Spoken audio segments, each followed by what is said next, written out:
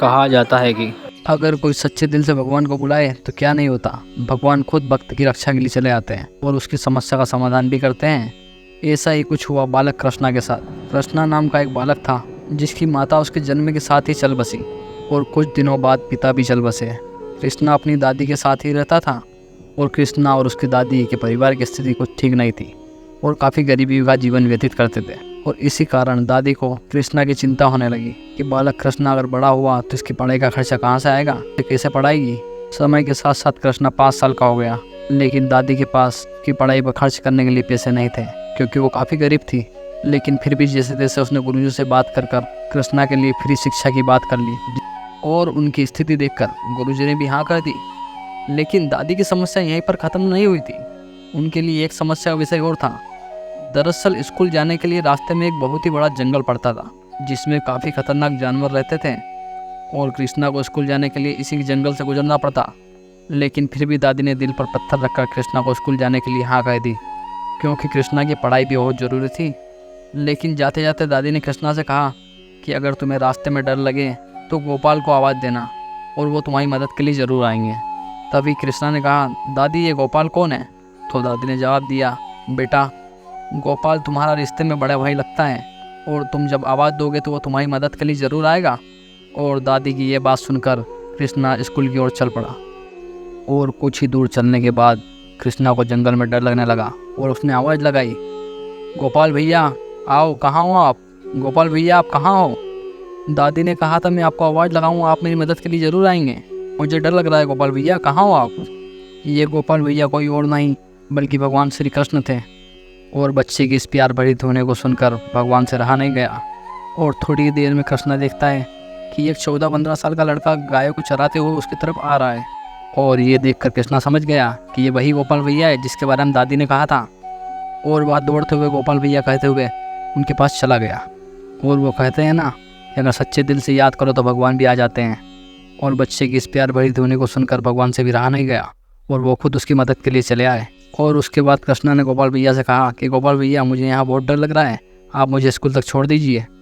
और स्कूल तक छोड़ने के बाद कृष्णा ने फिर गोपाल भैया से कहा कि आप शाम को मुझे लेने फिर आ जाना। यह कहकर कृष्णा स्कूल चला गया।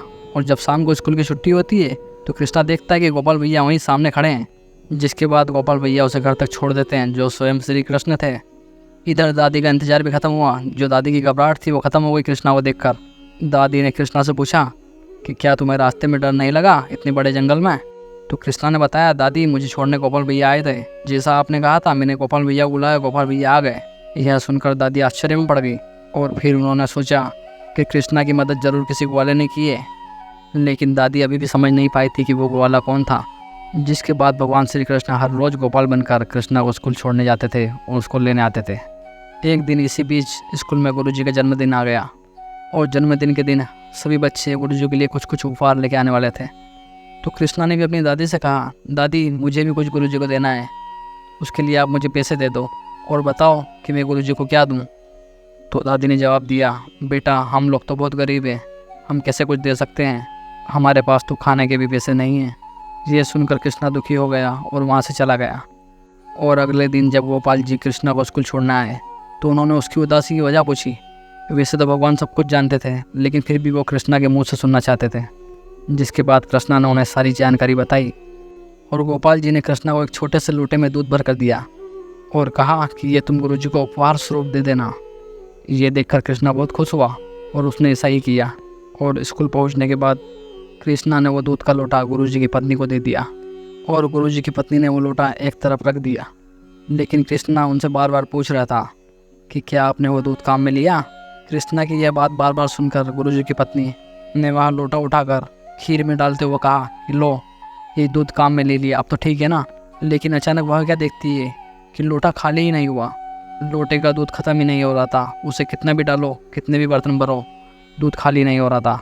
उन्होंने उस दूध से अपने सारे बर्तन भर लिए लेकिन उसके बाद भी उस लोटे का दूध खत्म नहीं हो रहा था। यह देखकर सब आश्चर्य में पड़ गए कि यह कैसे हो सकता है।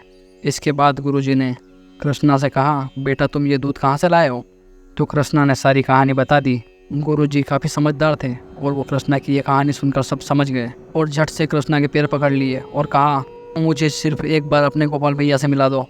ये कहकर गुरुजी कृष्णा के पैरों में गिर गए लेकिन भगवान तो भगवान है, उन्हें जो सच्चे दिल से याद करता है वो उसे ही मिलते हैं। और जब गुरुजी कृष्णा के साथ गोपाल भैया से मिलने गए तो उन्हें गोपाल जी तो नहीं दिखे, लेकिन उन्होंने एक दिव्य ज्योति रूप में गुरुजी को दर्शन दे दिए, जिसे देखकर गुरुजी का जीवन धन्य हो गया। दोस्तों, ये कहना सत्य है कि अगर भगवान को सच्चे दिल से याद करो तो भगवान ज़रूर मिलते हैं, और किसी भी रूप में अगर आपकी मदद भी करते हैं, बस आप उन्हें पहचान नहीं पाते हो। और इसी तरह कृष्णा को भी भगवान ने दर्शन दिए। इसलिए कहा जाता है भगवान को किसी भेंट की ज़रूरत नहीं, वो तो आपके प्यार के भूखे हैं। उन्हें बस एक बार दिल से याद करो, भगवान ज़रूर मिलेंगे, जिस तरह वो इस नन्हे बालक को मिले थे। वीडियो अच्छा लगा हो तो वीडियो को लाइक, शेयर और सब्सक्राइब ज़रूर करें।